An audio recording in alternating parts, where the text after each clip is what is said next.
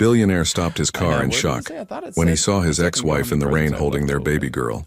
Before we begin, drop a comment Open 5 telling more us which presents city to you're unlock. watching from. Okay. And once the story ends, don't forget to rate it from 0 to so 10. what did I get? Oh, and make sure to follow our channel for more stories like You know you this. definitely got a Now, chance. Just go to sit your back and locker. What'd I enjoy get? every Like- detail.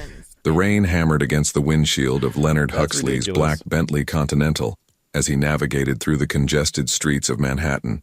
His fingers drummed impatiently on the leather steering wheel, his sharp jawline tense with the familiar weight There's of another nothing in my recent 16-hour skins. workday. Oh, okay, At glacial 38, dummy. Okay, Leonard had there's- built an okay, there he empire in is. the financial sector through relentless That's cool. focus and got the calculated dummy. decisions. His steel gray eyes, which had intimidated countless business rivals, now stared ahead at the blurred city lights through Okay, the that's actually rain-streaked kinda cool. glass.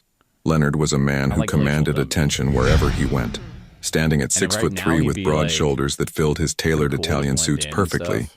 He possessed the kind of presence that could silence a boardroom with a ridiculous. single glance. His I got dark hair was nothing. always perfectly styled, never a strand out of place, and his clean-shaven face carried the confidence of someone who had never truly dang it. failed at anything he set his I'm mind sorry, to. I forgot you only Tonight, had one however, shock. something felt different. Yeah, it's okay. A restlessness And I had gnawed at him, picked up a couple though he couldn't extra I quite should place split its with source. you. The traffic light ahead That way turned you red, made it. forcing him to stop. Like, I think- Leonard reached for his phone, I was already trying to head mentally for zone, preparing for the and I emails that would went the wrong demand his direction. attention, I should've even flipped at this late hour. The rain continued its relentless assault on the city, creating a curtain of water that seemed to wash away the day's troubles for everyone except him. No, that wasn't on you. That's Like I when said, he I should've saw given her. you more shocks. Through the passenger window, across the intersection, Oh, man, that stood a stinks that, figure that made his heart stop. that those Ivy guys- Collins, no, Ivy both of those Huxley, people though she'd probably gone back to Collins by survived now, that was last standing under game, a 'cause broken streetlight with thought for inadequate sure they shelter. were- Her once golden hair, looked like now one darker was from the chasing rain, the other and they clung were to her fighting, face but as she I held guess it something makes sense precious now against that her they weren't, chest, trying desperately they're to just, like, shield it from the following each other, downpour. now that I kinda think Leonard's back on the breath caught in gameplay. his throat. In Ivy's arms was a That's small unfortunate. child, a little girl with dark hair and curious eyes that You're sparkled still even in the dim just you light. and the queue. Lila, If you're up for their more daughter, games, I am. his daughter, though he'd never truly claimed that title. The woman who had once shared his bed, his home, his name looked nothing like the Oh. polished socialite she'd been during their marriage. Oh, no. Ivy's yeah. clothes, Whiskey, a thin yeah, if you coat wanna that join, offered we'd little love to have protection you. from the Yeah, elements and there's worn no jeans, requirements today spoke of except struggles for he'd just try never to have some bothered fun. to consider. Her face, still beautiful despite the exhaustion etched in her have fun. features, carried a strength he'd forgotten she possessed. Lila, now 14 months old, was laughing despite the rain, her I'm tiny hands changing reaching scenes up to every catch game the now. droplets. The sound of that innocent laughter pierced through the car's soundproofing now, and no, you straight into didn't, Leonard's actually. chest, creating Since an I'm not ache he on, hadn't the felt since the day Discord he'd signed the only divorce has- papers. Leonard had always sorry, prided himself on his full control, face cam only his has ability to just private compartmentalize every everything. aspect of his life. But seeing Ivy struggling to protect their daughter while he sat in his Words are heated hard. luxury car felt like a punch to his perfectly maintained facade. This was the child he'd known about but chose to Okay, well, I ignore. have to The pregnancy do he'd dismissed as actions, poor timing. actions. The birth Okay, I he'd gotta missed set because this of up a so crucial second business can meeting that probably hadn't mattered at all. Without thinking, Leonard pulled over to the curb, his hands shaking slightly as he turned off the engine. The rain soaked through his expensive suit the moment he stepped out of the car, but he barely noticed. His Italian leather shoes splashed through puddles as he crossed the street, his heart pounding with a rhythm he hadn't felt in years. Ivy? His voice came out rougher than intended. She turned, her green eyes widening in surprise before quickly hardening with a mixture of hurt and defiance. Lila looked at him with innocent curiosity, her tiny hand gripping her mother's wet coat. Leonard. Ivy's voice was steady, but he could hear the underlying tension. What are you doing here? He opened his mouth to speak, but found himself at a loss for words. How could he explain that seeing them like this, vulnerable, struggling, beautiful in their resilience, had shattered something inside him that he'd kept carefully locked away? I saw you, he finally managed, his voice barely audible over the rain. I couldn't just drive by. Ivy shifted Lila to her You other can, hip, actually. the movement You can. protective and instinctive. Now you see us? After You can more say than a whatever you year of want. Nobody pretending can we hear don't you. exist, Except for the me. accusation hit him like a physical blow because it was true. He had pretended. He'd convinced You're himself free to that do walking whatever you away want was the right now. responsible Nobody thing can to hear do. you. That a man So, like him, driven, the ambitious, world is your oyster, emotionally as they say. unavailable, had no business light trying coming to in be with a a father. quote of Lila the began day, to fuss, Merry Christmas, reaching her you small filthy arms animal. toward the warm glow of a nearby cafe. Ivy glanced at Leonard, then at their daughter, seeming to weigh her options. She's beautiful. Leonard whispered, his eyes fixed on the child who carried his dark hair and Ivy's delicate features. She's cold and wet, and we need to get inside. Ivy replied curtly, but he caught the slight tremor in her voice. Leonard looked around, realizing for the first time that they were standing in front of a small laundromat, its fluorescent lights flickering weakly. The contrast between this moment and the life he'd built for himself was stark and humbling. "Let me help," he said, reaching into his wallet. "We don't need your money, Leonard." Ivy's interruption was sharp, her pride intact despite her circumstances. "We never did. What we needed was you." The words hung in the air between them, heavy with the weight of lost time and missed opportunities. Leonard watched as Ivy adjusted her grip on Lila, preparing to walk away from him again. But this time, something inside him refused to let her go. Would you have had the courage to face the family you abandoned, or would you have driven away? Leonard's expensive Italian shoes squeaked against the linoleum floor of the small cafe as he followed Ivy inside. Water dripping from his tailored suit onto the worn tiles. The warm air hit them immediately, carrying the comforting sense of coffee and fresh pastries. Ivy had finally agreed to let him buy them shelter from the rain, though her acceptance had come with obvious reluctance. The cafe was nearly empty at this hour, save for an elderly man reading a newspaper in the corner and a college student typing frantically on her laptop. Leonard felt completely out of place in his designer suit among the mismatched chairs and chipped tables, but for the first time in months, he didn't care about appearances. Ivy settled into a booth near the window, carefully arranging Lila on her lap. The little girl's eyes were wide as she took in her new surroundings, her small hands reaching toward the warm light fixtures above.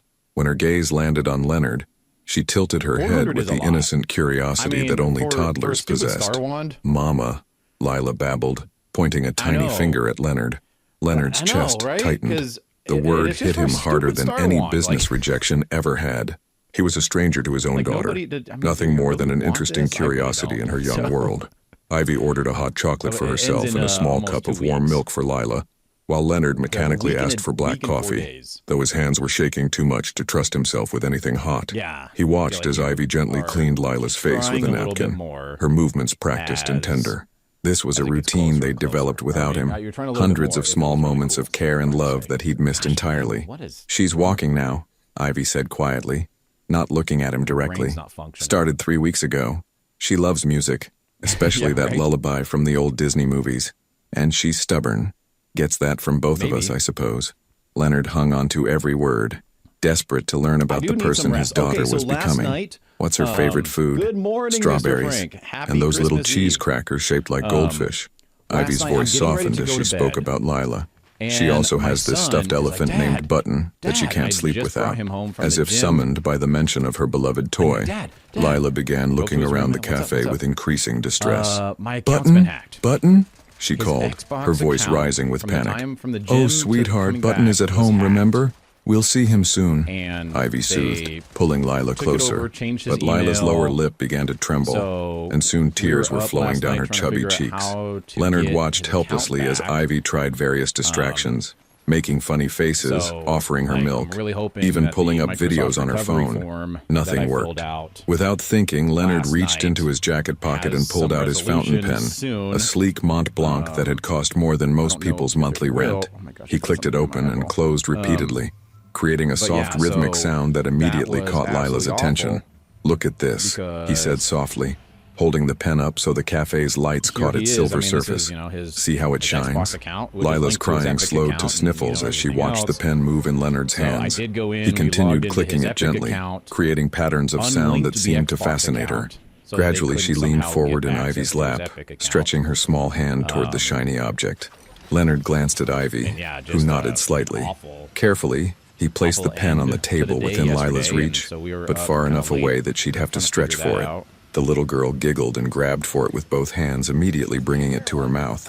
No, baby," Ivy said gently, redirecting Lila's attention to the safe end of the pen. "We don't eat daddies." She stopped abruptly, her face flushing as she realized what she'd almost said. The word hung in the air between them. Daddy. Leonard felt something crack open in his chest, a raw vulnerability he'd spent years learning to suppress. "It's okay," he said quietly. "She should know who I am, even if I haven't earned the title." Ivy looked at him then, really looked at him, and Leonard saw something shift in her expression. Not forgiveness, it was far too early for that, but perhaps the beginning of recognition that the man sitting across from her was different from the one who had walked away. Lila, delighted with her new toy, began babbling happily as she waved the pen around. Leonard found himself genuinely smiling for the first time in months, watching his daughter's pure joy over something so simple. "She likes you," Ivy observed, though her tone remained guarded. "I don't deserve that," Leonard replied honestly, "but I'm grateful for it." The cafe's atmosphere wrapped around them like a cocoon, creating a temporary sanctuary from the rain and the complicated history between them. Leonard studied Ivy's profile as she watched Lila play, noting the new lines around her eyes that spoke of sleepless nights and solo parenting. The woman who had once planned charity galas and managed his social calendar was now navigating motherhood alone, and she was magnificent at it. "Ivy," he began, his voice thick with emotion. "I need you to know. Don't." She held up a hand, her eyes still fixed on Lila. "Not tonight. Tonight, let's just let her get used to you being here." Leonard nodded, understanding that this fragile moment was more than he deserved. Outside, the rain continued to fall, but inside this small cafe, something was beginning to shift between them. As if sensing the importance of the moment, Lila suddenly looked up at Leonard and offered him her biggest smile, the pen still clutched in her tiny fist. For the first time in over a year, Leonard felt like he might be exactly where he was supposed to be. 3 days had passed since the rainy encounter at the cafe, and Leonard found himself doing something he'd never done before, sitting in his corner office staring at his phone instead of his computer screens. The financial markets were in their usual state of controlled chaos. His assistant had left 6 messages about urgent meetings, and yet all he could think about was the sound of Lila's laughter and the way Ivy had almost called him Daddy. His office, perched on the 42nd floor of a Manhattan skyscraper, offered a commanding view of Central Park. The floor-to-ceiling windows usually made him feel powerful, in control of his domain. Today they only reminded him of how far removed he was from the life happening on the streets below. Leonard picked up his phone for the dozenth time, scrolling to Ivy's contact information. He'd never deleted it, though he'd convinced himself it was merely an oversight. His thumb hovered over the call button before he set the phone down again. Running his hands through his perfectly styled hair, the intercom buzzed. "Mr. Huxley, you have the Meridian Industries meeting in 5 minutes," came his assistant's voice. "Cancel it," Leonard said without hesitation. "Sir, this is the acquisition you've been working on for 8 months. Leonard looked at his reflection in the darkened computer screen. The man staring back at him looked successful, polished, and completely hollow. "Cancel all my meetings for the rest of the day, Patricia. Something more important has come up." 20 minutes later, Leonard stood outside a modest brownstone in Brooklyn, his heart pounding harder than it had during his first billion-dollar deal. The building was well-maintained but clearly older, with small front gardens, and the kind of character that his sterile Manhattan penthouse lacked entirely. He'd found Ivy's address through methods he wasn't proud of, a private investigator he'd hired months ago, and never had the courage to contact until now. Standing here felt like crossing a line he could never uncross. Before he could lose his nerve, Leonard climbed the steps and knocked on the door marked 2B. The sound of footsteps approached, followed by Ivy's voice calling, "Just a minute." When the door opened, Ivy's surprised expression quickly shifted to wariness. She was wearing jeans and a soft cream-colored sweater, her hair pulled back in a messy bun that somehow made her look more beautiful than any of the elaborate styles she'd worn during their marriage. "Leonard, how did you—" "I hired someone to find you," he admitted, knowing that starting with honesty was his only chance. "I know how that sounds, but I needed to see her again, to see you both." Ivy's jaw tightened. "You can't just show up here unannounced. This is my home, my safe space. You're right. I should have called first. I should have done a lot of things differently." Leonard shifted his weight, suddenly aware of how his expensive suit made him stand out in this neighborhood, like a peacock among sparrows. "Is she here?" As if in answer to his question, the sound of children's music drifted from inside the apartment, followed by Lila's delighted squealing. Ivy glanced back toward the sound, her expression softening despite her anger. "She's having lunch," Ivy said. "And before you ask, no, you can't come in, not like this, not without warning." Leonard nodded, accepting the boundary even though it stung. "Then let me ask you something else. When can I see her again? Properly this time, when you feel comfortable with it." Ivy studied his face for a long moment, as if trying to read his intentions. Why now, Leonard? You had 16 months to care about her existence. What changed? The question hit him like a physical blow because it forced him to confront the truth he'd been avoiding. Seeing you both in the rain, it broke something in me that I didn't even know was broken.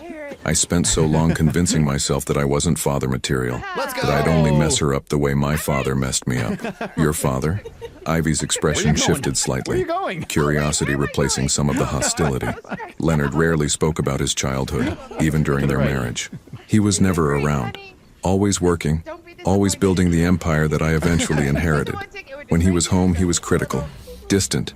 I told myself I was protecting Lila by staying away, but really, I was just protecting myself. From inside the apartment, Lila's voice called out, "Mama, Mama," followed by the sound of small feet running across hardwood floors.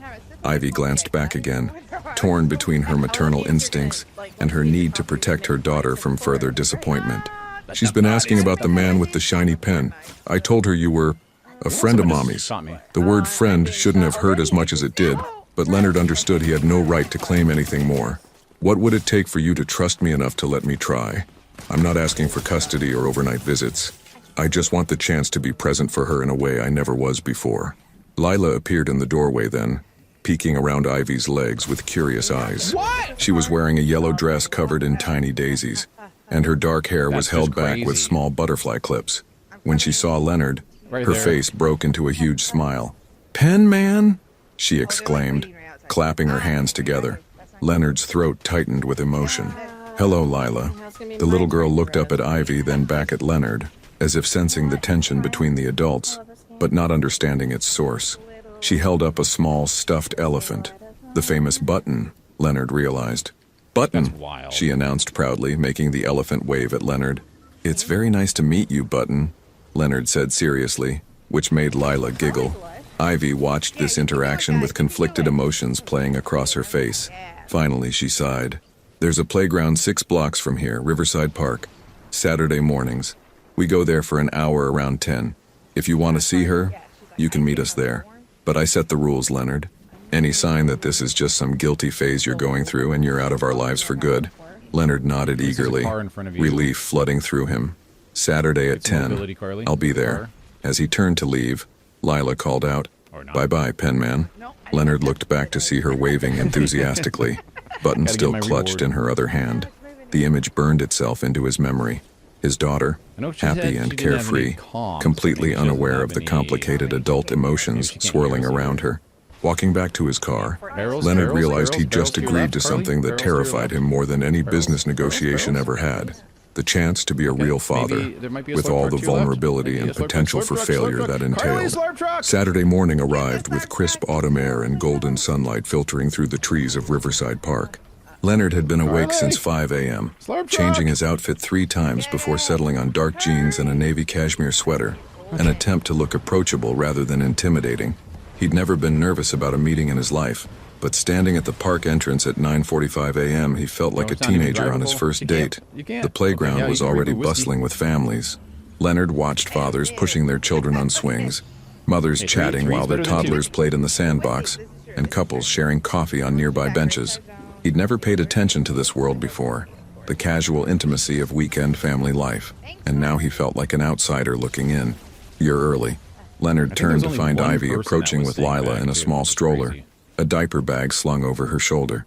His daughter was wearing pink overalls and tiny white sneakers, her hair in 2 small pigtails that bounced as she looked around excitedly. Button the elephant was secured safely in her lap. "I didn't want to be late," Leonard admitted, his hands awkwardly shoved in his pockets. Ivy studied his outfit choice with barely concealed amusement. "You look different. Is that good or bad?" "Different," she repeated, unbuckling Lila from the stroller. "We'll see."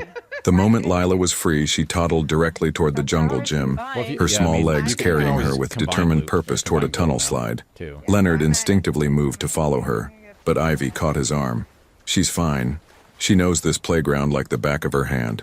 Ivy's touch was brief but sent an unexpected jolt through Leonard's system. The hard part isn't watching her play. It's learning to let her explore while staying close enough to catch her if she falls. Leonard nodded, filing away this piece of parenting wisdom. They found a bench with a clear view of the play area, and he watched in fascination as Lila immediately made friends with another toddler, a little boy with curly red hair who was building something elaborate in the sandbox. She's social, Leonard observed. Very. Sometimes I think she gets lonely being an only child. Ivy's voice carried a wistfulness that made Leonard's chest tighten with guilt. They sat in comfortable silence for a few minutes, watching Lila navigate the small climbing structure with impressive determination.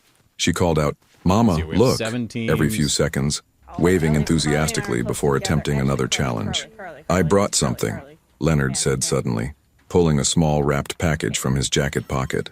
Ivy's expression immediately became guarded. "Leonard, I told you this wasn't about gifts. It's not expensive," he interrupted. "Just something I thought you might like." The package contained a small board book titled Ellie's First Words, featuring a friendly cartoon elephant on the cover. Leonard had spent an embarrassing amount of time in the children's section of Barnes & Noble the night before, eventually choosing this book because it reminded him of Button. Ivy examined the book, her expression softening. "This is thoughtful. She loves being read to. Could I read it to her?" Before Ivy could answer, Lila came running over, breathing hard from her playground adventures. She climbed onto the bench between them, automatically leaning against Ivy while eyeing Leonard with curious but friendly interest. "What's that?" Lila asked, pointing at the book in Leonard's hands. "It's a story about an elephant, like Button," Leonard explained, his voice gentler than Ivy had ever heard it. "Would you like me to read it to you?" Lila nodded enthusiastically, scooting slightly closer to Leonard. He opened the book carefully, acutely aware that this was the first time he'd ever read to his daughter, or any child for that matter. "Once upon a time, there was a little elephant named Ellie who loved to learn new words," Leonard began, his voice taking on the rhythmic cadence of a practiced storyteller, though his hands trembled slightly. Lila was immediately captivated, pointing at the colorful illustrations and repeating the simple words as Leonard read them. When they reached a page showing Ellie playing with her family, Lila looked up at Leonard with wide eyes. "Daddy Elephant," she said matter-of-factly, pointing at the male elephant in the picture. Leonard's breath caught. Ivy tensed beside him, clearly unsure how to handle the moment. "That's right," Leonard managed, his voice thick with emotion. "That's the daddy elephant." Lila seemed satisfied with this answer and turned her attention back to the book. They finished the story together, with Lila helping by turning the pages and making elephant sounds at appropriate moments. When they finished, Lila slid off the bench and headed back toward the playground, clutching the book against her chest alongside Button. Leonard watched her go, overwhelmed by the simple perfection of the moment. "She likes you," Ivy said quietly. "I like her too, more than I ever imagined possible." "Leonard," Ivy's voice carried a warning tone. "Don't make promises you can't keep. She's already been through enough change in her short life." Leonard turned to face her fully, his gray eyes serious and determined. "I'm not going anywhere, Ivy. I know I have no right to ask you to believe that based on my track record, but I need you to know that everything is different now." "What's different?" "Your priorities, your work schedule, your complete inability to put anyone's needs before your own." The accusations stung because they were fair, but Leonard had spent the past week asking himself the same questions. "I've been thinking about what you said, about how we needed me, not my money. I think I finally understand what that means." Before Ivy could respond, Lila's voice called out from the jungle gym. "Mama, Penman, watch me." They both turned to see her at the top of a small slide, waving proudly before pushing off and sliding down with gleeful laughter. Without thinking, both Leonard and Ivy stood up and applauded, their shared pride in her accomplishment momentarily bridging the gap between them. "She called me Penman again," Leonard said with a slight smile. "She remembers people through details. The pen was important to her." Ivy paused, then added more softly, "Maybe someday she'll have a different name for you." The hope in those words was cautious but real, and Leonard felt something shift in his chest. For the first time since he'd signed those divorce papers, he allowed himself to believe that maybe, just maybe, he could earn his way back into their lives. As they watched Lila make friends with every child on the playground, Leonard realized that being a father wasn't about grand gestures or expensive gifts. It was about showing up, paying attention, and being present for all the small moments that added up to a life together. 2 weeks had passed since the playground meeting, and Leonard found himself living for the small text updates Ivy would send. Photos of Lila reading the elephant book, videos of her saying new words, snapshots of her daily adventures. He'd started leaving work at reasonable hours, something his assistant Patricia had noted with barely concealed shock. It was Tuesday evening when Leonard's phone rang as he sat in his penthouse, reviewing acquisition documents that suddenly seemed far less important than they once had. The caller ID showed Ivy's name, and his heart immediately jumped. She never called unless something was wrong. Ivy? Is everything okay? Leonard, Her voice was strained, exhausted. I'm sorry to bother you, but I don't know who else to call. Lila's been sick for 2 days with a high fever, and it's not breaking. I'm at Mount Sinai emergency room, and they're running tests, but her voice cracked slightly. I'm scared. Leonard was already reaching for his keys before she finished speaking. I'm on my way. Which entrance? You don't have to. Ivy, stop. I'm coming. Text me the room number. 20 minutes later, Leonard burst through the emergency room doors, his expensive suit wrinkled from his frantic rush across the city. He found them in room 314, Ivy pacing by the window while Lila lay listlessly on the small hospital bed, looking impossibly tiny against the white sheets. The sight of his daughter so still and pale hit Leonard like a physical blow. Lila's usual bright energy was completely absent, replaced by the frightening quietness of a very sick child. Button lay beside her, and her new elephant book was open on the bedside table, as if Ivy had been trying to comfort her with familiar things. How long has she been like this? Leonard asked softly, moving to stand beside Ivy. Since Sunday night. At first I thought it was just a cold, but then her temperature spiked to 103 and she stopped eating. Ivy's voice was raw with exhaustion and worry. The doctors are checking for everything. Ear infection, strep throat, even meningitis. Leonard felt his stomach drop at the word meningitis, but he forced himself to stay calm for Ivy's sake. Have you eaten anything? Slept at all? Ivy shook her head, her attention never leaving Lila. I can't. Not while she's like this. Without saying another word, Leonard pulled out his phone and made a quick call. Within minutes, a nurse appeared with coffee, sandwiches, and a comfortable chair that Leonard had somehow arranged to have brought up from the family waiting area. You need to take care of yourself, too, he said gently, guiding Ivy to the chair. She needs you strong. For the first time since he'd arrived, Ivy looked directly at him. Her green eyes were rimmed with red from worry and lack of sleep. But there was something else there.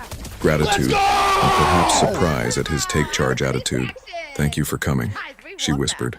I know I said I could handle things alone, but seeing her like this, you're not alone, Leonard said firmly. Not anymore. They settled into a vigil beside Lila's bed. Leonard found himself studying every detail of his daughter's face. The way her dark eyelashes fanned against her pale cheeks, the small freckle near her left ear, the way she clutched Button even in sleep. This was the longest he'd ever spent simply watching her, and the circumstances made it both precious and terrifying. Around midnight, Dr. Sarah Martinez, a kind-faced pediatrician with graying hair, entered the room with test results. Leonard and Ivy both stood immediately, their shared anxiety palpable. The good news is we've ruled out meningitis and anything seriously dangerous, Dr. Martinez began, and Leonard felt Ivy sag with relief beside him. She has a severe ear infection that's been resistant to the antibiotics you were giving her at home. We're going to start her on a stronger IV antibiotic tonight. How long until she's better? Ivy asked. She should start improving within 24 hours of the new medication, but I want to keep her overnight for observation, just to make sure the fever breaks properly.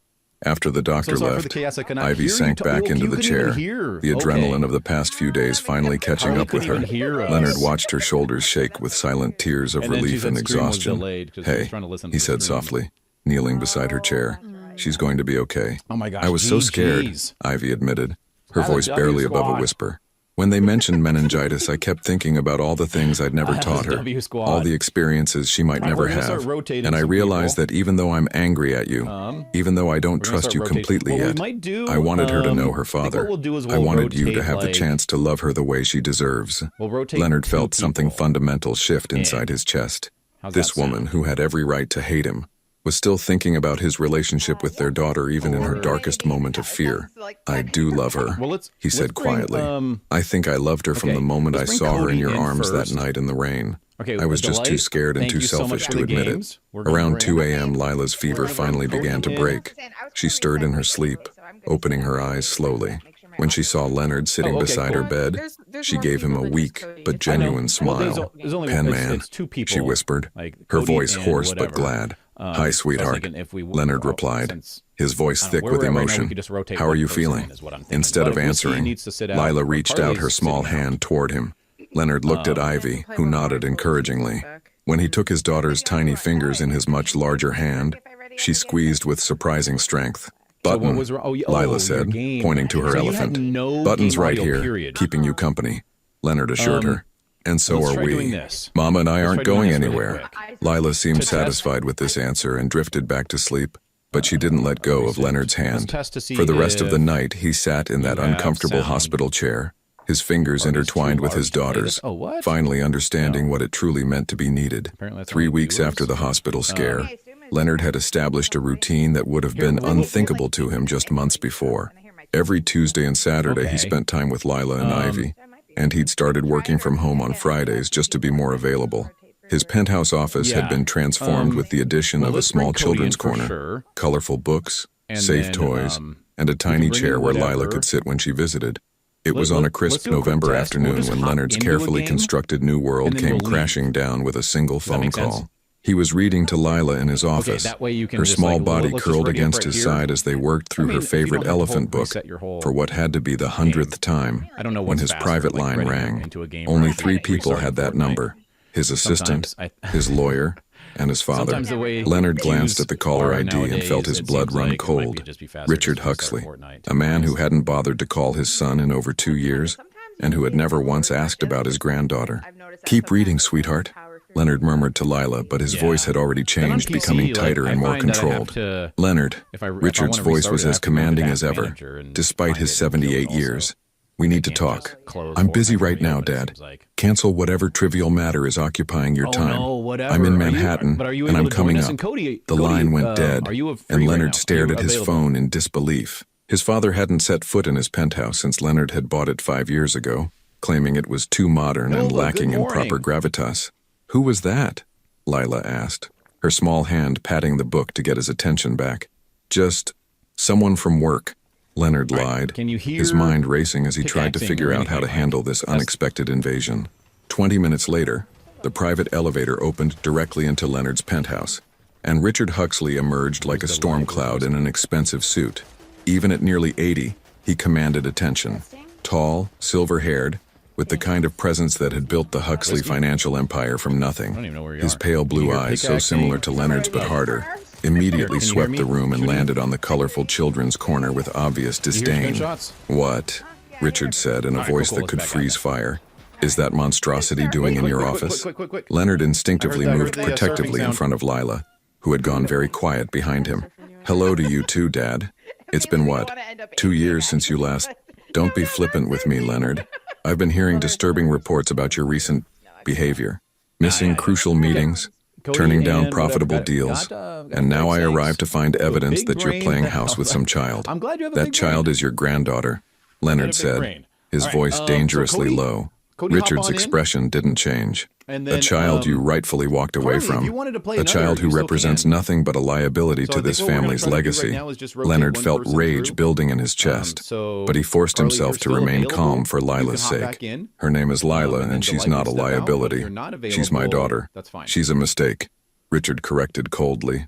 "And I won't stand by and watch you destroy everything I've built because you've developed some misguided attachment to a woman who was clearly after your money and the child she used to trap you.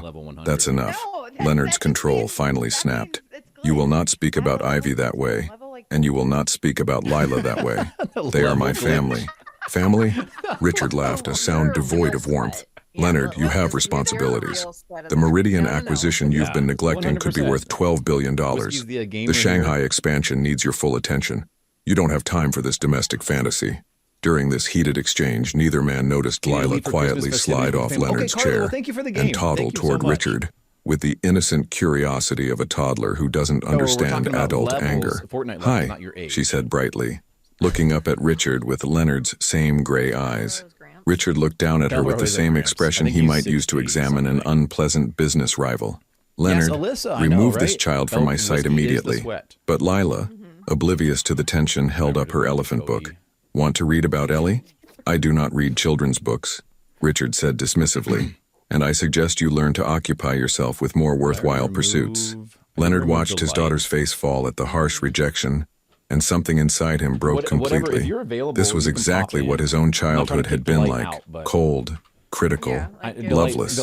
He'd sworn he would never put a child through that, and yet here was his father, treating Lila with the same emotional cruelty Leonard remembered so well.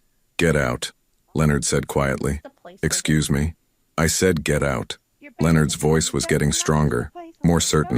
"You are not welcome here, and you are never to speak to my daughter that way again." Richard's face flushed with anger. "Leonard, think carefully about what you're saying. You are my heir, my successor, but that position comes with expectations and sacrifices. If you can't handle both your responsibilities and this distraction, then perhaps it's time to consider other arrangements." The threat was clear. Choose the family business and fortune, or choose Ivy and Lila. Leonard looked down at his daughter, who was clutching her book and looking confused by the adult anger swirling around her. "Penman sad?" Lila asked, reaching up to touch Leonard's hand.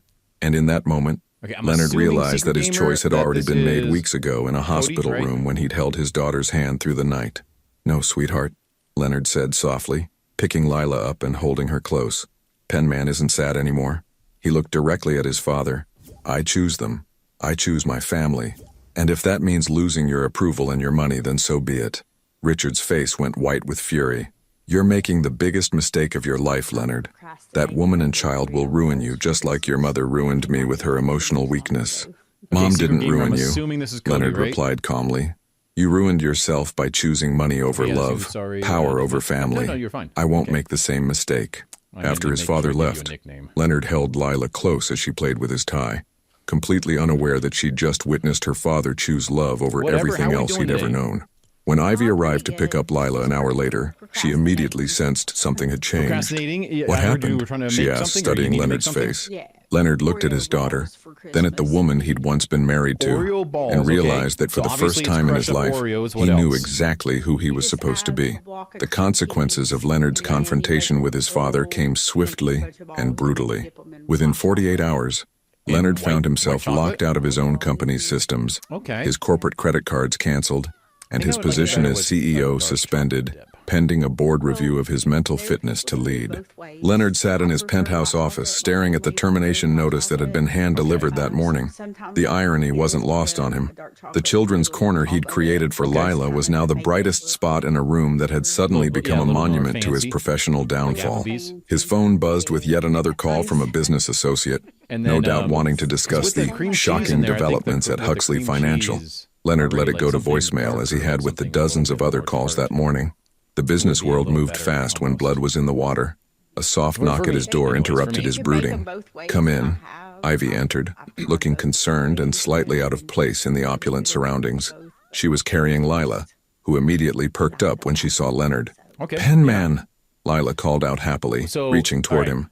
Leonard stood and took his daughter into his arms, breathing in her familiar scent of baby shampoo and innocence. At least this part of his world remained unchanged. "Patricia told me what happened when I called," Ivy said quietly. "About the company, your father, Leonard. I'm so sorry. Don't be. I made my choice." Leonard settled into his chair with Lila on his lap, watching as she immediately reached for the colorful blocks he'd bought for her visits. "But your entire life, your career, my career was built on my father's foundation, with his rules, his priorities." Leonard helped Lila stack a blue block on top of a red one. "Maybe it's time I figured out what I actually want to build." Ivy studied his face carefully. "You say that now, but when the reality sets in, when you realize what you've lost..." "What have I lost, Ivy?" Leonard interrupted gently. "Money. I have enough saved to live comfortably for several lifetimes. Status? I never cared about impressing strangers. Power? The only power that matters to me now is the power to be present for my daughter." As if summoned by his words, Lila looked up at him with her bright eyes. "Daddy," she said clearly, the word dropping into the silence like a stone into still water. Leonard's breath caught. It was the first time she'd called him anything other than Penman. Ivy's hand flew to her mouth, her own eyes filling with tears. "Did she just..." Leonard's voice was thick with emotion. "Daddy," Lila repeated, apparently pleased with the reaction she'd gotten. She patted Leonard's cheek with her small hand. My daddy. Leonard felt his composure crumble completely. All the meetings he'd missed, all the money his father was threatening to take away, all the professional bridges that were burning around him. None of it mattered compared to this moment. Yes, sweetheart, he whispered, kissing the top of her head. I'm your daddy. Ivy sat down heavily in the chair across from them, wiping at her eyes. She's been practicing that word for days. I think she was waiting for the right moment. She has perfect timing, Leonard said, his voice still shaky. They sat in comfortable silence for a while, watching Lila play with her blocks and chatter to herself in the special language that only toddlers understood. The November afternoon light streamed through the floor-to-ceiling windows, casting golden patterns across the room. Leonard, Ivy said eventually, her voice hesitant. Can I ask you something? Anything. Why now? Why was standing up to your father worth losing everything for? A year ago, you chose the company over us. What changed?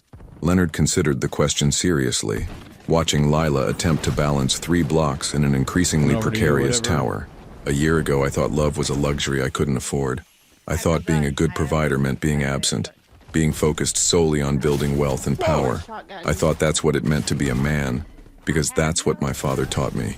Lila's tower tumbled and she clapped her hands with delight rather than frustration, immediately starting to rebuild it. But watching her, Leonard continued, seeing how she approaches the world with such joy and resilience, how she loves unconditionally, she's teaching me what strength actually looks like. And you, he looked directly at Ivy, you've been strong enough to build a life for both of you without me. Strong enough to protect her from my mistakes. Strong enough to give me a second chance I didn't deserve.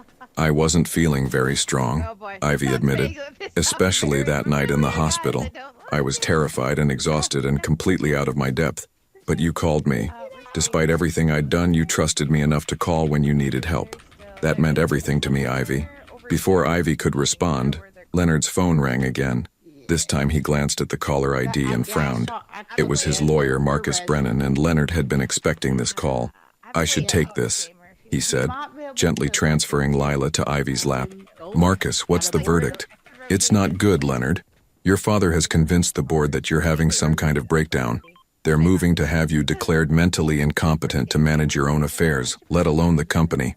If this goes through, you could lose access to most of your personal assets as well. Leonard felt the walls closing in around him, but strangely, he felt more at peace than he had in years. How long do I have? The hearing is Monday. Leonard, I have to ask. Are you prepared for the possibility that you might lose everything? Your inheritance, your trust funds, even your penthouse could be at risk if they successfully argue that you're not competent to manage your own financial affairs. Leonard looked at Ivy holding Lila, both of them watching him with concern and trust in their eyes. Marcus, I need you to do something for me. I want to set up a trust fund for Lila, something my father can't touch no matter what happens to me. Use whatever liquid assets I have access to right now. Leonard, that's a significant amount of money. Are you sure you want to? I'm sure. And Marcus, if I lose everything else, I need you to help me figure out how to rebuild from scratch. Because I'm not going anywhere. I'm not abandoning my family again. When he hung up, Ivy was staring at him with an expression he couldn't quite read. You could fight this, she said quietly. Reconcile with your father, go back to the way things were. You don't have to lose everything for us. Leonard knelt in front of her chair, taking both her hands in his. Ivy, don't you understand? I already lost everything once when I lost you and Lila. Everything else is just money and buildings and titles.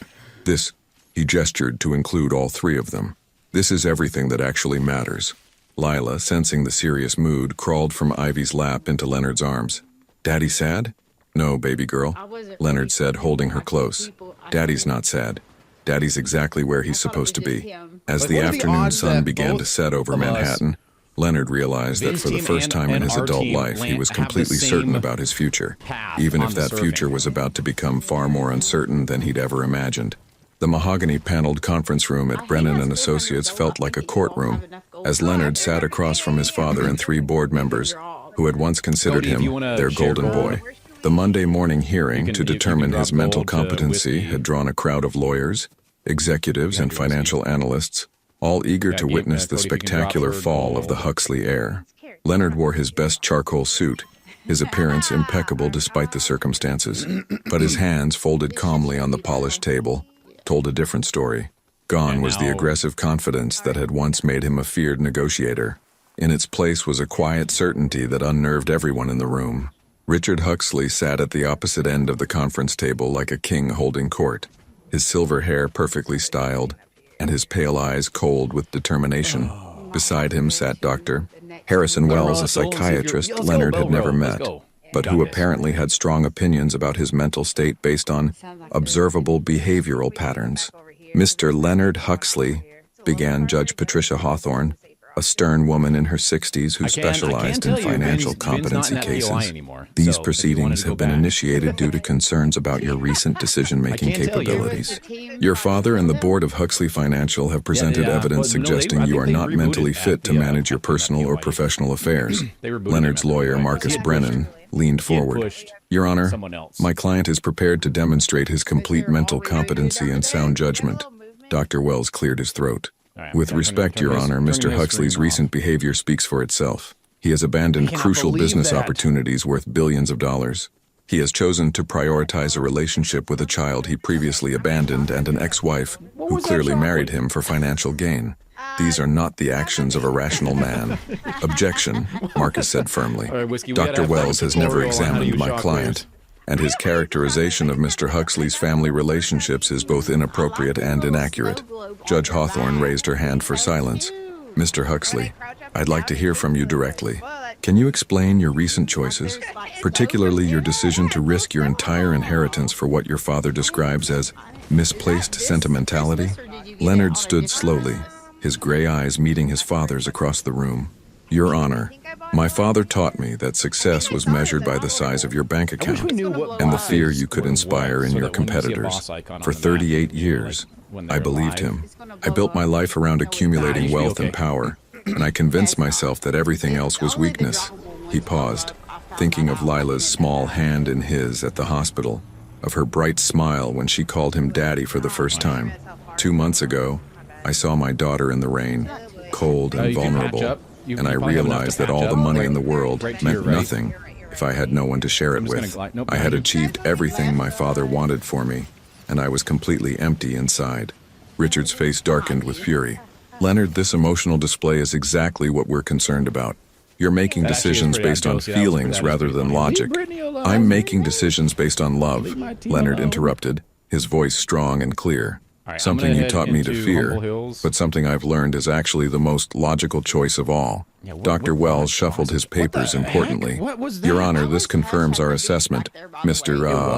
Huxley is exhibiting classic signs of a midlife crisis combined with guilt-induced decision-making. His attachment to this child and her mother is clearly a psychological compensation for years of neglect."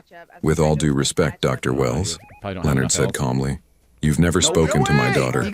You've never seen how she lights up when she solves a puzzle, or how she comforts her stuffed elephant when it falls down, or how she's learned to stack blocks higher than her own head through pure determination.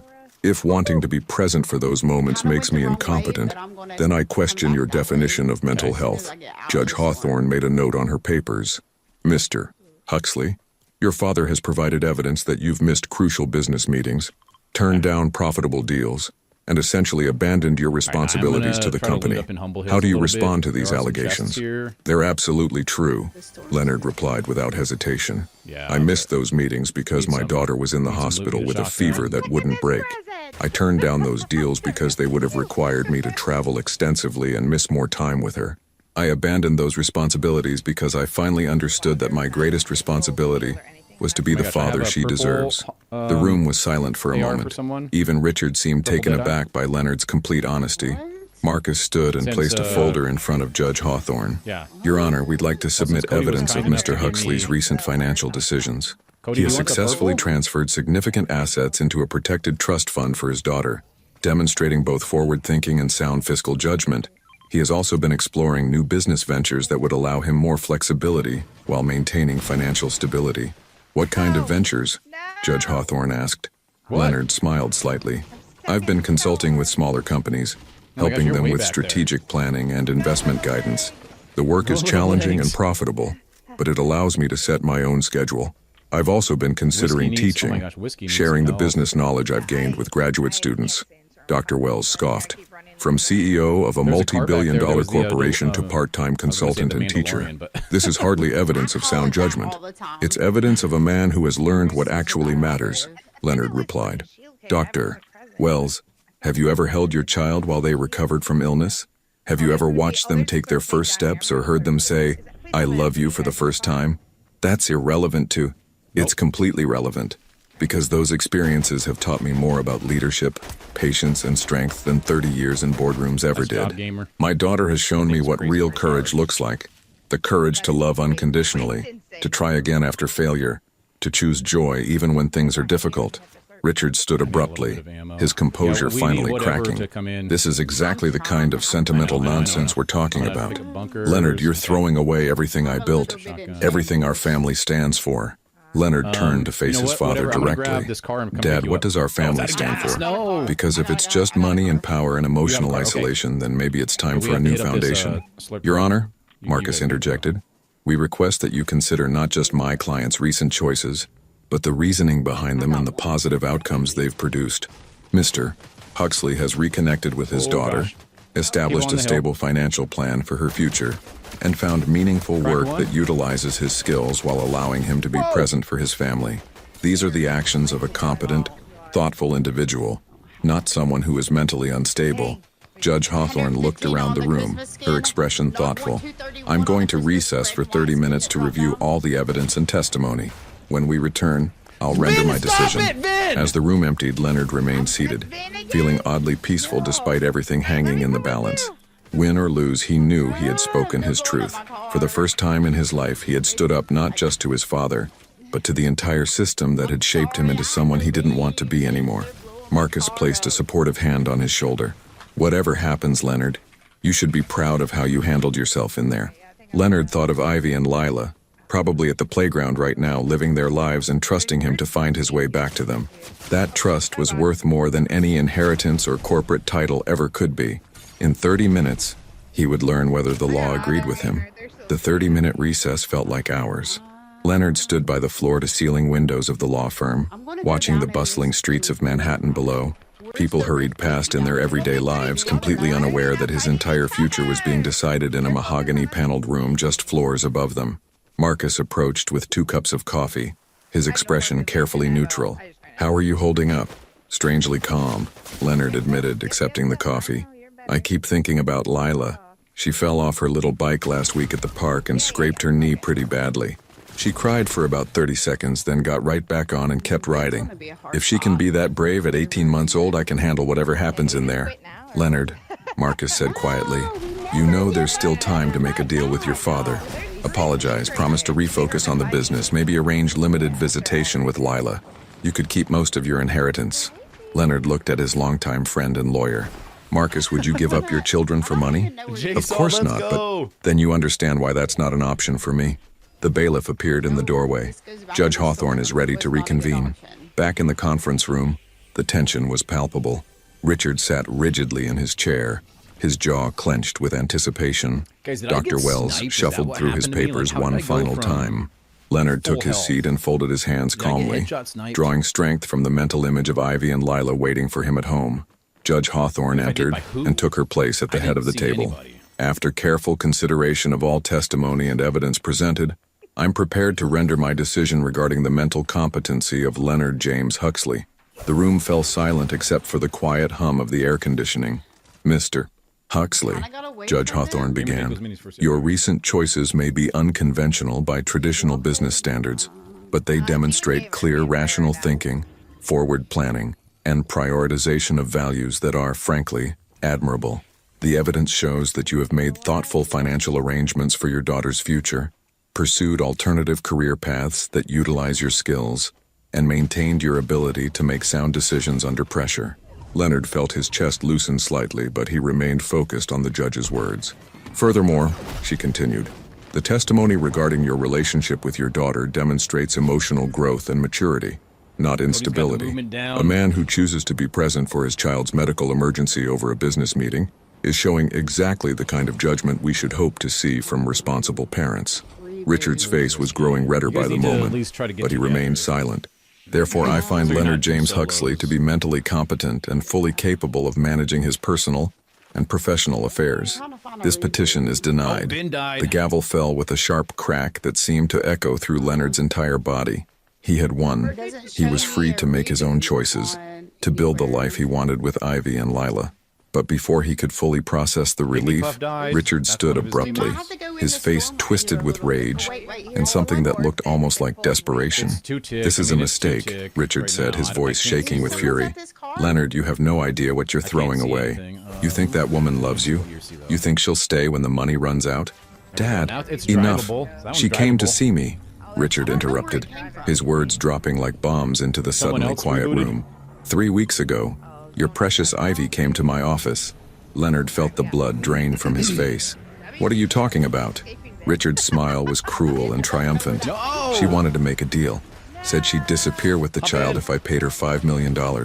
She claimed she was protecting you from having to choose between your family and your inheritance. But we both know what she really wanted." The words hit Leonard like physical blows. Around the room, he could see the expressions of shock and vindication on the board members' faces. Dr. Wells was nodding as if this proved all his theories about Leonard's impaired judgment. "You're lying," Leonard said, but his voice sounded weak even to his own ears. "Ask her yourself," Richard replied smoothly. "Ask your loving ex-wife why she came to my office with her hand out, ready to sell her own daughter's relationship with her father for the right price." Leonard's mind reeled. Could it be true? Had Ivy been planning to take Lila away all along? Had every moment of progress, every gentle smile, every shared worry over their daughter been part of some elaborate manipulation? "The offer is still open, Leonard," Richard continued, pressing his advantage. "Come back to the family business. Forget this nonsense about love and fatherhood, and we can make sure that gold-digging ex-wife of yours never bothers you again." Leonard stood slowly, his legs feeling unsteady. "I need to go." "Leonard, wait," Marcus called out, but Leonard was already heading for the door. The elevator ride down felt endless. Leonard's mind was spinning with images. Ivy in the hospital, exhausted and vulnerable, calling him for help. Ivy letting him read to Lila, trusting him to be gentle with their daughter's heart. Ivy crying with relief when Lila's fever broke. Had it all been an act? Had she been planning to disappear with Lila while he was falling in love with being a father? By the time Leonard reached his car, his hands were shaking with a mixture of rage and heartbreak. He needed answers, and he needed them now. The drive to Ivy's brownstone passed in a blur of red lights and honking horns. Leonard parked haphazardly and took the front steps 2 at a time, his heart pounding with a combination of anger and desperate hope that his father was lying. He knocked on the door harder than necessary, his entire body tense with the need to know the truth. When Ivy opened the door, she was smiling, clearly expecting a normal visit. "Leonard, you're early. How did the hearing go?" "I was just making lunch and—" "Did you go see my father?" Leonard interrupted, his voice harsh and unfamiliar. Ivy's smile faltered immediately. "What? Did you go to his office 3 weeks ago? Did you ask him for money to disappear with Lila?" The color drained from Ivy's face, and Leonard felt his heart shatter into pieces. Her expression told him everything he needed to know even before she spoke. "Leonard, I can explain. So it's true." His voice was barely above a whisper. "You were planning to take her away?" From inside the apartment came the sound of Lila's laughter, completely oblivious to the fact that her world was about to change forever. Leonard looked at the woman he had been falling in love with all over again, the woman he had chosen over his entire inheritance, and realized he didn't know her at all. Leonard stood in Ivy's doorway, his gray eyes filled with a pain so raw it made her take a step backward. Behind him, the November afternoon had turned cold and gray, matching the sudden chill that had descended between them. "Leonard, please, let me explain what really happened," Ivy said, her voice trembling with urgency. "What's to explain?" Leonard's words came out sharp and bitter. "You went to my father behind my back. You asked for money. You were planning to disappear with my daughter." "That's not," Ivy started, but Leonard held up his hand. Don't lie to me anymore. I can see it in your face, Ivy. You did go see him." From the living room, Lila's voice called out happily, "Daddy, Daddy home." The sound of his daughter's joy cut through Leonard like a knife. How could he explain to an 18-month-old that her world was about to be torn apart again? How could he tell her that the trust he'd been building with her mother was built on lies? Ivy's eyes filled with tears. "Yes, I went to see your father, but not for the reasons you think." have the Leonard, same please come path inside. Let me tell out you of what the actually surf, happened. right? I don't want to hear your That's excuses. the crazy thing. They're not We get excuses. the surf, Ivy's we get voice the surf rose with one, desperation. and we both 3 are weeks going ago, straight after you towards chose that. us over They your could've, inheritance, like, I was are you kidding me? terrified. Not because I wanted your money, but because I was afraid you'd regret it. I was afraid you'd wake up one day and resent us for costing you everything. It wasn't any of us Leonard's jaw that- tightened. So When you he decided said, to make the choice for "I got me? pooped on," I went to your that wasn't father's any of office us. I to don't try to think it find a was. way to give I you think it was back the- I what think you'd it was the lost team. without losing you The team again. with the sword. Ivy's tears were flowing freely now. I thought 'Cause I maybe went to if I land could on the convince him sword, that you and were that just guy, going through a like, phase, that if he waited and was unfortunately got patient, it. you'd come back to the business on your own terms. By offering to take Lila away And then from I had me? no weapons. No. Ivy's voice cracked with When he killed emotion. me the first time, he I told him shocks I'd on me refuse and any just was like, visitation or "Bam, here's a support if he shotgun to would your just face." give Like, you I time to figure haven't out how picked to up a weapon balance yet. both worlds. I thought maybe That's there not was a entirely way right. for you to have your Just picked up family and your inheritance. I just picked Leonard up a stared at cat her, AR when his he- mind reeling. That doesn't make sense. He said you asked for No, $5 million. that's why I told him I was the Ivy's face dummy. crumpled. He offered me the money. When I told him I'd step back to give you space to reconcile with him, he assumed I was looking for a payoff. He pulled out his checkbook and started writing, saying that $5 million should be enough to disappear permanently and keep the child quiet about her paternity. And what did you say? I told him he could keep his money and go to hell. Ivy's voice was fierce despite her tears.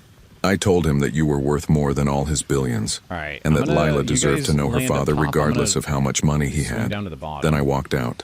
Leonard felt his world shifting again, but he couldn't let himself hope. Yeah, I'm gonna Why swing didn't down you here. tell me about any of this?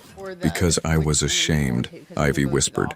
I was No, there's ashamed lots of that them I down here. doubted your choice, that I'd gone yes, I behind did your see back gliders trying to coming fix in, something that so wasn't broken. if I a was couple of you ashamed guys that for land up even a top, moment I'd considered couple that of us maybe will you'd land be at the better bottom. off without us. Lila appeared in the hallway then, dragging Button behind her and looking confused by the tension she could sense but not understand. Mama crying? Daddy sad? Leonard knelt down automatically as Lila toddled toward Gotta him, be a lot his better heart than- breaking as she wrapped her small arms around his neck with complete trust and love. Why everyone sad? Lila asked, patting Leonard's cheek with her tiny hand. Leonard looked up at Ivy, who was watching them with an expression of such raw love and fear that it took his breath away. Mama's sad because she thought she might have to say goodbye to Daddy. I No wish bye-bye, I was good with a Lila said sniper. firmly, tightening her grip on Leonard's neck. Daddy, stay. I want to stay, Merry sweetheart, Christmas, Mooba. Leonard Merry said Christmas. softly. Have a But great Daddy day. needs to talk to Mama about some grown-up things. Expo, how we doing Leonard today? stood, still holding Lila, and looked directly at Ivy. I need you to be completely honest with me. Was any part of you relieved when he offered that money? Did you ever think it might be easier to just take it and walk away? Ivy met his gaze steadily. For about 10 seconds, yes. Not because I wanted the money, but because loving you has been the hardest thing I've ever done. Watching you choose work over family, signing those divorce papers, raising Lila alone while wondering if you'd ever want to know her, it nearly broke me. She took a shaky breath. But then I thought about her first steps, which you missed. Lots of green Her dead first eyes words, down which here you didn't if hear. anyone needs All the one. nights I've watched her sleep and seen your eyes looking back at me.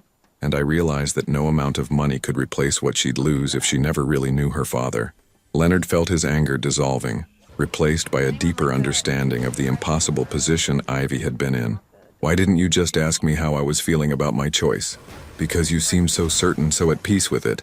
I didn't want to plant seeds of doubt. Ivy wiped her eyes with the back of her hand. The I was golden trying to infantry protect rifle you is from worth having it to if choose you- again. if you know how to use Ivy, it. Leonard said gently, Yeah, I mean, shifting it's- Lila it's- to it's one arm so 250s he could reach out to touch Ivy's But you face. really have to The understand choice was the never mechanics hard of once it. I understood what I was choosing between. I wasn't choosing back between up. money and family. I was choosing between living my father's life or living my own. But your inheritance, your company, will still be there if I ever want to fight for them. But Lila's childhood, these moments with her, your trust, those things I can never get back if I lose them. Lila, sensing that the mood was improving, gonna say the same began thing, Gamer. There's babbling a, happily electric and thing right reaching for there. her mother. Ivy stepped closer, and suddenly they were standing in a small circle, their daughter connecting them physically just as she had emotionally. I should have told you about meeting with your father, Ivy said quietly.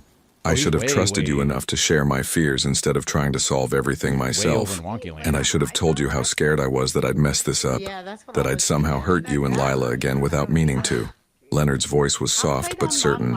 But Ivy, we can't keep making decisions for each other out of fear. If we're going to do this, if we're going to be a family, We have to trust each other with the truth, even when it's complicated. Lila chose that moment to lean over and give Ivy a wet, enthusiastic kiss on the cheek, then do the same to Leonard. Love Mama. Love Daddy. Yes, baby girl, Leonard said, his voice thick with emotion. Love Mama and Daddy. Ivy looked up at him with hope and uncertainty warring in her green eyes. So what happens now? Where do we go from here? Leonard thought about his father's manipulation, about the choice between his old life and his new one, about all the challenges that still lay ahead of them. Then he looked at his daughter, who was playing with his tie and humming softly to herself, completely secure in her little world. Now we figure it out together, he said simply. All of it. My career, our relationship, how to give Lila the life she deserves. But we do it honestly, as partners, not as people trying to protect each other from difficult truths. Even if it's messy and complicated? Especially if it's messy and complicated, Leonard replied with a small smile. I've learned that the best things in life usually are. As the gray afternoon light filtered through Ivy's living room windows, Leonard realized that he had finally found what he'd been searching for his entire life without knowing it. A home that was built on love rather than fear, trust rather than control, and the beautiful, terrifying vulnerability of letting people matter more than anything else in the world. 2 years later, the morning sun streamed through the large windows of the cozy house in Westchester, casting golden patterns across the hardwood floors where 3-year-old Lila was building an elaborate castle with her blocks.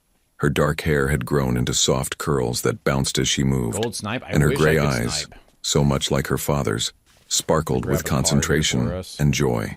Daddy, look, Princess Castle, she announced proudly, pointing to her colorful creation. Leonard looked up from his laptop where he'd been reviewing notes for his afternoon lecture at Columbia Business School. His home office was a far cry from the sterile corporate environment he'd once commanded. Warm, lived in, with family photos scattered among business books and a small corner dedicated to Lila's art projects. That's beautiful, sweetheart, he said, closing the laptop and giving her his full attention. Tell me about the princess who lives there. She has a daddy who reads her stories and a mama who makes pancakes, Lila said matter-of-factly, adding another block to her tower. And she has a baby brother who cries sometimes, but he's very nice. Leonard's heart swelled as he watched his daughter unconsciously describe their own family.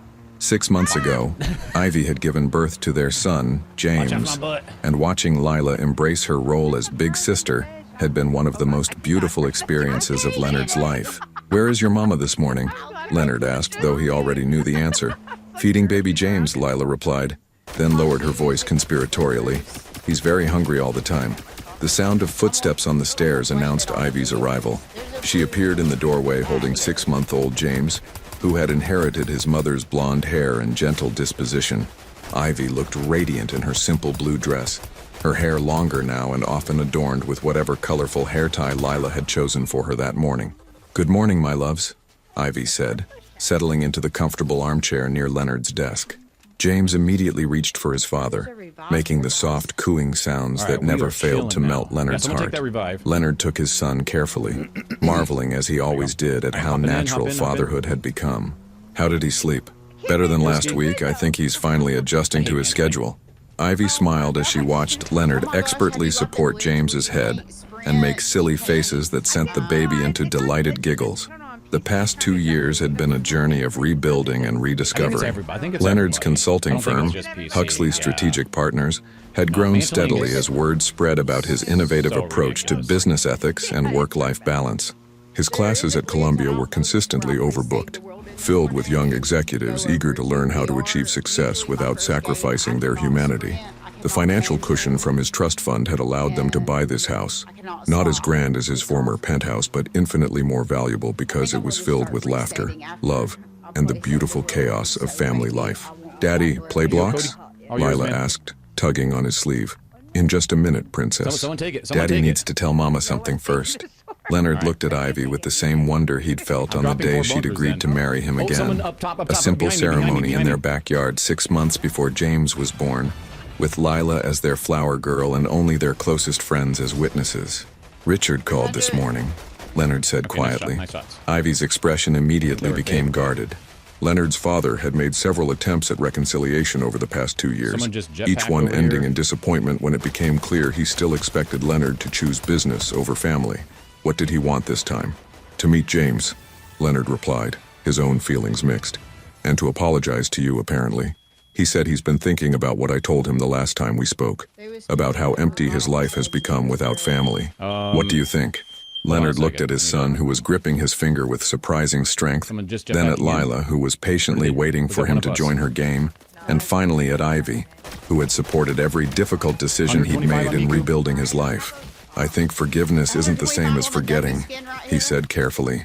I'm willing to let him try to be a grandfather, but only if he can respect the boundaries we set and the life we've built. Ivy nodded slowly. Any relationship he has with our children goes through us first. Absolutely. Leonard shifted James to one arm and reached for Ivy's hand with the other. I learned a long time ago that protecting this family is more important than maintaining peace with people who don't respect what we've chosen. Lila had grown tired of waiting and climbed onto Leonard's lap, careful not to disturb her baby brother. Daddy, story time.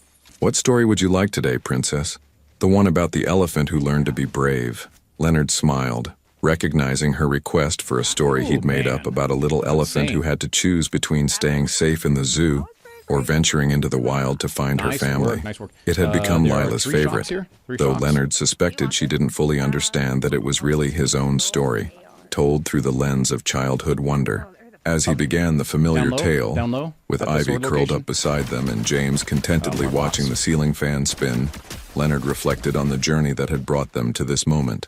The corporate world he'd left behind seemed like a different lifetime. Important in its own way, but ultimately hollow compared to the richness of the life he'd built with his family. His phone buzzed with a text from Marcus, his former lawyer and now close friend, reminding him about the charity auction they were attending that evening. Leonard and Ivy had become advocates for single-parent support programs, using their story to help other families navigate the challenges of separation and reconciliation. What are you thinking about? Ivy asked softly, noting the contemplative expression on his face. Just all of this. Leonard gestured to encompass their cozy morning scene. 2 years ago, I thought success meant commanding a boardroom and striking fear into competitors.